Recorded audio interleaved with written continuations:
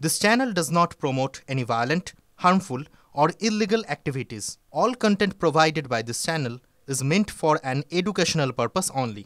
Top quality और consistent performance के लिए सिर्फ सिल्वर पंप नाम याद रखना। নজর রাখতে হবে বাসন্তীর দিকে। বাসন্তীতে হারহিম করা কাণ্ড, মহিলার কাটা মুন্ডু হাতে নিয়ে রাস্তায় মাঝবয়সী এক যুবক। বাসন্তী থানার ভরতগড়ের ঘটনা, পুলিশের হাতে গ্রেফতার ওই মাঝবয়সী যুবক। কি কারণে কিভাবে গোটা ঘটনা তা খতিয়ে দেখছে পুলিশ। দেখুন আপনারা সেই ছবি, মাঝ রাস্তা দিয়ে মহিলার কাটা মুন্ডু হাতে নির্দ্বিধায় একেবারে হেঁটে চলেছে সেই যুবক। সেই ছবি দেখাচ্ছি আপনাদেরকে এই মুহূর্তে। দেখতেই পাচ্ছেন আপনারা, রাস্তার পাশে দোকান রয়েছে, সেই দোকানে যারা রয়েছেন তারা রীতিমতো এই ঘটনায় কিন্তু প্রত্যেকে আতঙ্কিত। অভিজ্ঞান রয়েছেন আমাদের সঙ্গে সরাসরি। অভিজ্ঞান, এই ঘটনার নেপথ্যে কি কারণ রয়েছে, কিছু কি জানা গিয়েছে এখনো পর্যন্ত? দেখো, সাত সকালে কিন্তু হারহিম ঘটনার সাক্ষী থাকলো বাসন্তীর ভরতগড় গ্রাম পঞ্চায়েতের 6 নম্বর ভরতগড় গ্রামের বাসিন্দারা। সেখানে যেটা শোনা যাচ্ছে, এখনো পর্যন্ত আমরা কিন্তু পুলিশের পক্ষ থেকে কনফার্মেশন পাইনি যে আম পাড়া নিয়ে নাকি বচসা, এবং সেই বচসার জেরেই দেওর নিজের আপন বৌদিকে ধারালো দা দিয়ে রীতিমতো গলা থেকে দেহ পুরো বিচ্ছিন্ন করে ফেলে এবং কাটা মুন্ডু হাতে নিয়ে রীতিমতো বাসন্তী ঝড়খালি যে রাস্তা রয়েছে সেই রাস্তা দিয়ে সেখানে হেঁটে চলতে থাকে। পিছনে প্রচুর মানুষ, তারা মোবাইলে সেই হারহিম হরা দৃশ্য জানতে চাইবো, এই যুবককে তার কোনো পরিচয় কি জানা গিয়েছে এখনো পর্যন্ত? আমরা গ্রাম সূত্রে যেটা জানতে পেরেছি, বিমল মন্ডল নাম, যদিও এখনো পর্যন্ত পুলিশের পক্ষ থেকে মৃত পরিচয় এবং আততায়ী যে দেওর তার পরিচয় জানতে পারেনি। কিন্তু গ্রাম সূত্রে যেটা জানতে পেরেছি, মৃতের যে আততায়ী তার নাম হচ্ছে বিমল মন্ডল এবং সম্ভবত দেওর এবং হচ্ছে বৌদি সম্পর্ক দুজনের মধ্যে রয়েছে। বৌদিকে খুন করেছে দেওর এবং খুনের পর শুধু খুন নয়, দেহ থেকে মাথা পুরো সম্পূর্ণ বিচ্ছিন্ন করে ফেলে ধারালো দায়ের আঘাতে এবং তারপর সেই কাটা মুন্ডু হাতে নিয়ে রীতিমতো একদম অভিজ্ঞান, সেই ছবিটা আমরা দেখাচ্ছি, বারবার করে আপনাদের দেখাচ্ছি। দেখুন একবার যে জায়গাতে, একবার দেখুন কিভাবে একেবারে নির্দ্বিধায় সেই যুবক রাস্তা দিয়ে কাটা মুন্ডু হাতে এগিয়ে চলেছে। কোন রকম তার মধ্যে কোনো ভয় নেই, কোন রকম তার মধ্যে কোনো ভয় লক্ষ্য করা যাচ্ছে না, কিন্তু সে নির্দ্বিধায় প্রকাশ্য রাস্তায় সবাই রয়েছেন, তার মাঝখান দিয়ে এক মহিলার কাটা মুন্ডু হাতে সে এগিয়ে চলেছেন। সেই ছবি আপনাদেরকে দেখাচ্ছি। দেখুন একবার, বাসন্তীতে হারহিম করা কাণ্ড, এক মহিলার কাটা মুন্ডু হাতে নির্দ্বিধায় এক যুবক প্রকাশ্য রাস্তায় হেঁটে যাচ্ছে। আশেপাশের যারা স্থানীয় বাসিন্দারা তারা রীতিমতো আতঙ্কিত হয়ে পড়ছেন এখনো পর্যন্ত। যেমনটা জানা যাচ্ছে স্থানীয় সূত্রে, হয়তো পারিবারিক কোনো বিবাদ থাকতে পারে। আমি আরো একবার অভিজ্ঞানের কাছে চলে যাবো। অভিজ্ঞান, তুমি যেমনটা বলছিলে যে সম্পর্কে হয়তো তারা বৌদি দেওর, অর্থাৎ পারিবারিক কোনো বিবাদের জেরেই কি খুনের ঘটনা? একদম ঠিকই, এখনো পর্যন্ত সেরকমই কিন্তু আমরা গ্রাম সূত্রে জানতে পারছি।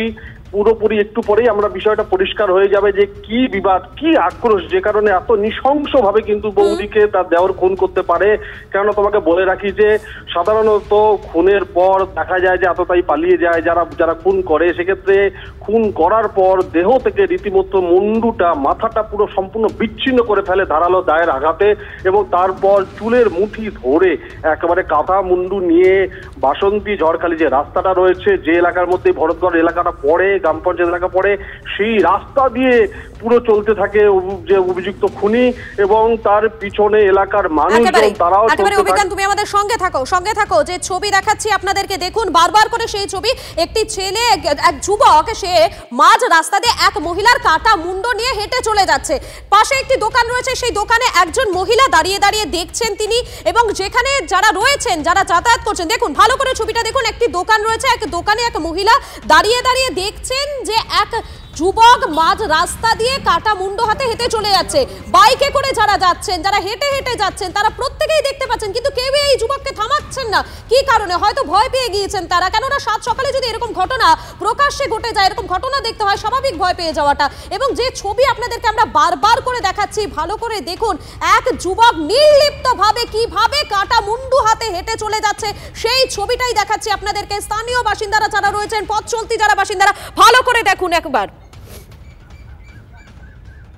প্রাক্তন ডেপুটি কমিশনার সত্যজিৎ ব্যানার্জি রয়েছেন আমাদের সঙ্গে। আপনাকে স্বাগত টিভি9 বাংলায়। যে ছবি আমরা এই মুহূর্তে দেখাচ্ছি, বাসন্তীর হারহিম করা একটি ছবি, এক যুবক কাটা মুন্ডু হাতে রাস্তা দিয়ে নির্লিপ্তভাবে হেঁটে চলে যাচ্ছে। প্রশ্নটা হলো, এই রাজ্যের আইন শৃঙ্খলা ঠিক কোন জায়গায় রয়েছে সত্যজিৎ বাবু, যে এত বড় একটা ঘটনা ঘটিয়ে দেওয়ার পর এই যুবক একেবারে নির্লিপ্তভাবে একদম রাস্তা দিয়ে হেঁটে চলে যেতে পারে? অ্যাকচুয়ালি বলার কথা হচ্ছে এটা অসাধারণ একটা ঘটনা, মানে সাধারণ ঘটনা তো নয়, ভয়ানক ঘটনা এবং দুঃখের ঘটনা। কিন্তু ঘটনা হচ্ছে যে এই যে কাটা মুন্ডুটা নিয়ে ঘুরে বেড়াচ্ছে ওই মহিলার, সে শক্তি কিভাবে পেলো যে তাকে মার্ডার করলো, তাকে খুন করে তারপর তার মুন্ডুটা নিয়ে ঘুরে বেড়াচ্ছে। এটা সাংঘাতিক ঘটনা, আপনাদের চ্যানেলের মাধ্যমে লক্ষ লক্ষ লোক দেখছে। তবে একটা কথা আপনাকে বলার দরকার আছে, এই সব লোক যারা রয়েছে তারা কিন্তু বেসিক্যালি সাধারণ মানুষ নয়, তারা হচ্ছে সাইকোপ্যাথ। তারা বেসিক্যালি এরকম ভাবে কোনো লোকের পক্ষে একটা মহিলাকে গলা কেটে তার মুন্ডু নিয়ে ঘুরে বেড়াতে পারে না, এটা সম্ভব নয়। এর সাইকোপ্যাথ নাম্বার 1। কিন্তু সাইকোপ্যাথ বলে তো আইনে কিছু নেই কেউ ছাড় পেয়ে যাবে।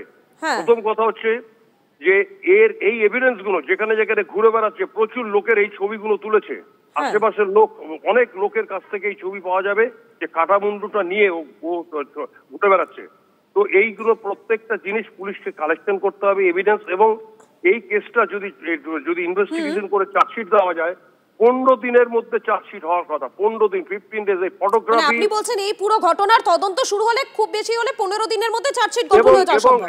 এবং এটা ফাঁসির ঘটনা, ক্যাপিটাল পানিশমেন্ট হবে। আমি আপনাকে বলে দিলাম, যদি কোনোদিন এটা ট্রায়াল হয়, আমি আপনাকে এই জঘন্য, এটা বিরলতম ঘটনা, এটা সাধারণ ঘটনা নয়, এই বিরলতম ঘটনা। একেবারে সত্যজিৎ বাবু, এই ঘটনা সাধারণ ঘটনা নয়, হারহিম করা একটা ঘটনা, যে ঘটনার ছবিটা এই মুহূর্তে আপনাদেরকে দেখাচ্ছি। ধন্যবাদ আপনাকে। রঞ্জন ভট্টাচার্য মনোচিকিৎসক আমাদের সঙ্গে রয়েছেন টেলিফোন লাইনে। আপনাকে স্বাগত TV9 বাংলায়। আমরা যে ছবিটা দেখাচ্ছি বাসন্তীতে, দেখুন এক যুবক, সে প্রথমে খুন করেছে, তারপরে সেই কাটা মুন্ডু হাতে একেবারে নির্লিপ্তভাবে রাস্তা দিয়ে সোজা হেঁটে চলে যাচ্ছে। আর আশেপাশে যারা রয়েছেন তারা প্রত্যেকে ছবি তুলছেন, কেউ কেউ দাঁড়িয়ে দাঁড়িয়ে দেখছেন, কেউ যুবককে বাধা দিচ্ছেন না। প্রথমত আমরা যদি দেখি যে দেবী চামুন্ডার মূর্তির কথা স্মরণ করি, যখন মা রুদ্র মূর্তি ধারণ করেছিল তখন কিন্তু এরকম নরমুন্ড হাতে কিন্তু তার রুদ্রমূর্তি আমরা দেখেছি। তাহলে এখানে মানুষের একটা স্বভাবজাত ব্যক্তিত্ব থাকে, যেখানে অবচেতন মনে যখন সে প্রচন্ড রেগে যায় তখন তার দিক বিদিক জ্ঞান শূন্য হয়ে তার অপরাধমূলক প্রবণতা বেরিয়ে আসে, এবং এখানে কাটা মুন্ডু হাতে নরমুন্ডু নিয়ে ডিক্যাপিটেশন করেন।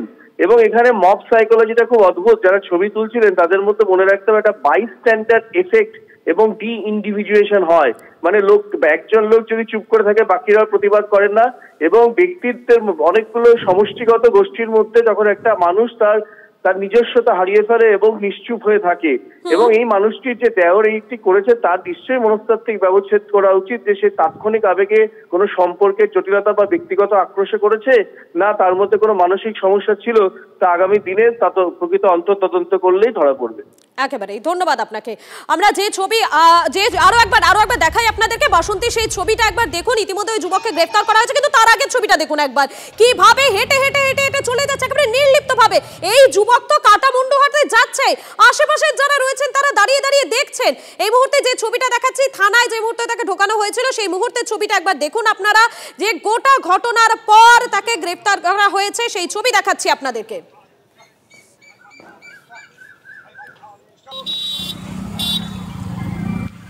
সামনে ভিডিওটা করে সামনে সামনে